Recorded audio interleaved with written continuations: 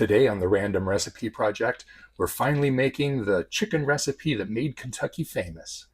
That's right, we're making Old Kentucky curried chicken.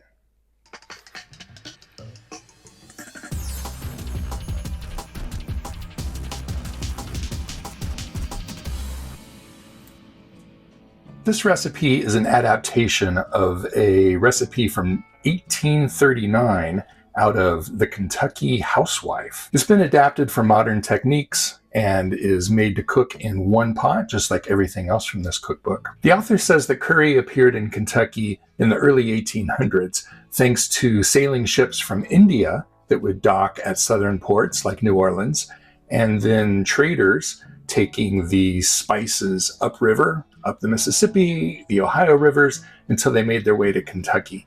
And in 1839, in the Kentucky Housewife, was a version of this recipe for a curry of chicken. There's not a whole lot of ingredients except for the spices. There's plenty of those. And it's a fairly inexpensive recipe at that, so I'm looking forward to giving this one a try. The recipe calls for 1 whole chicken cut up into 8 parts, or 2 split breasts. I opted for 4 leg quarters because those were on sale mostly, but also because here in the house, that's what we prefer to eat. So I've got 4 quarters, the equivalent of a whole bird. We've got some unbleached flour, salt, and cracked black pepper. We're going to use about 1/4 cup of vegetable oil, maybe a little bit more. We'll see how it goes, but about 1/4 cup. 4 medium-sized yellow onions. I'm going to dice these up. 3 minced garlic cloves. I might go 4 or 5. We'll see. Now the spices. We've got turmeric, curry powder, ground ginger, ground mace, which is not something you see often in a chicken recipe, some cayenne pepper, and we're going to freshly grate some nutmeg. So I've got my nutmeg here and my grater on standby. The recipe calls for chicken stock. This is actually vegetable broth, but I think it'll work just fine. I've got the juice of 1 lemon, which they say will really brighten up the recipe here at the end. We're going to serve it over some cooked rice. They suggest jasmine rice, but I've got some basmati here, and I like that better anyway. And finally, we'll have some green onion as a garnish. And that's really it. I'm going to go and separate the chicken quarters into drums and thighs and dice up the onions. And then I think we'll be ready to go.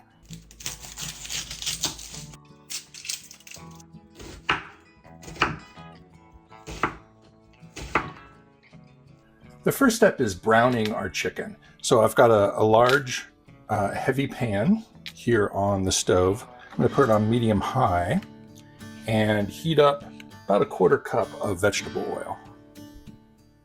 While the oil is heating up, we're going to rub our chicken pieces with flour, salt, and pepper.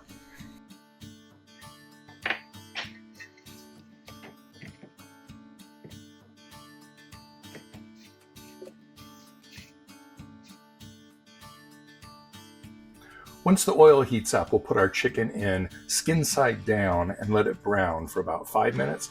Flip it over and brown for another 5 minutes.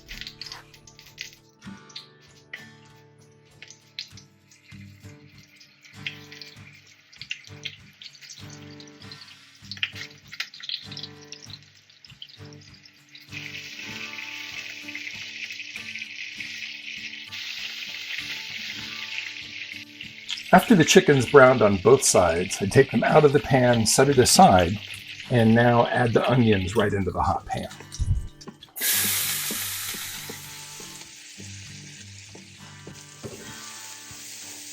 We'll just let these go until they start turning brown. They say about 10 minutes. We'll see how they look then. It's been 10 minutes and the onions are starting to brown. So now we'll add in the garlic and all the spices. Off camera, I minced up the garlic. Just did a rough chop. And then all of our spices go in, including some more salt and pepper. And they wanted freshly grated nutmeg, so I did grate some nutmeg. That'll go in too. We'll stir these up and we'll just let them bloom in the oil for about 2 minutes. That'll toast them just enough to really bring out the spices. After 2 minutes, we'll stir in the broth.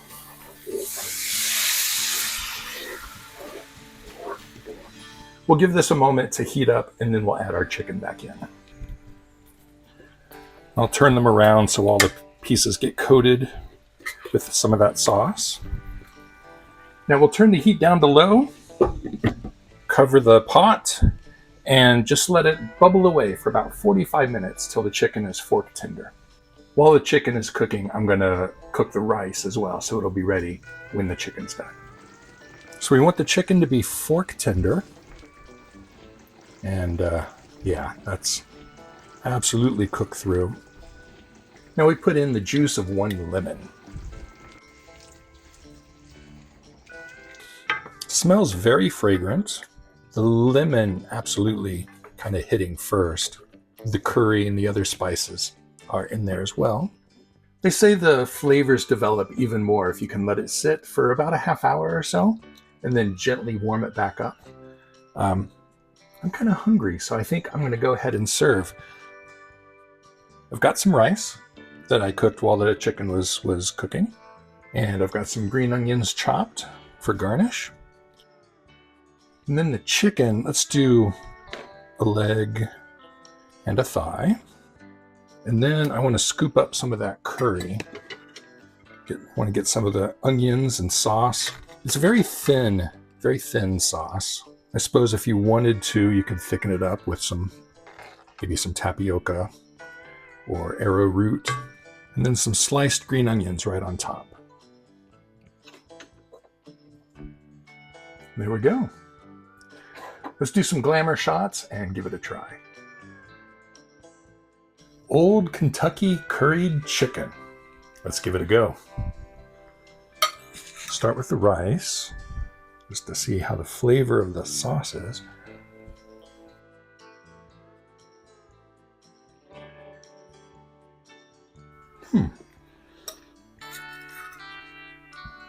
That's not quite what I was expecting. The curry is in there, but it's kind of in the background. The pepper, the cayenne pepper, that's really coming through. It's got a nice little heat to it. And all the spices together, it's kind of a warming feeling. That's really nice. The onions just sort of melt away. Let's try the chicken.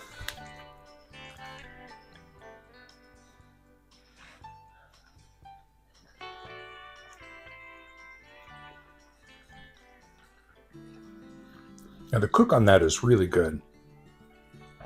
It's hard to overcook chicken thighs, especially when you're braising like this. 45 minutes in the braising liquid, the skin's not crispy or anything like that, but it does add a nice deep flavor. If you're not a big fan of the skin, I imagine you could pull that off, but it works for me. It also sort of soaks up some of that liquid, so it's a really flavorful bite. It doesn't taste anything at all like an Indian curry. The people who would have been making this recipe would have never had an Indian curry. They just had these new exotic spices coming up the river. It reminds me a lot of the braised chicken that my grandma would make, who grew up on a farm in the Midwest, cooked recipes that were at least this old on a day-to-day basis. And this cooking method is one that she used for chicken quite a lot. And the different spices, of course, but it very much reminds me of that, just a little different flavor. Very nice. Well, again, this is not a recipe that I would have chose to make just flipping through my books. It didn't look like anything spectacular, and I've had so many chicken curries that I would have passed this one by. So thanks again to the random number generator for pointing this one out to me.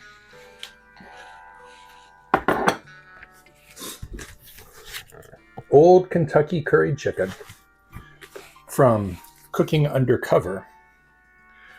The authors, Linda and Fred Griffith, They won James Beard Awards. They know their stuff. Really good cookbook authors.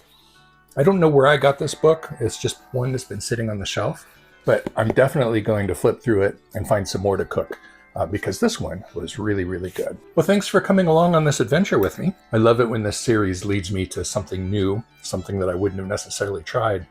And this one, definitely a keeper. Old Kentucky curried chicken.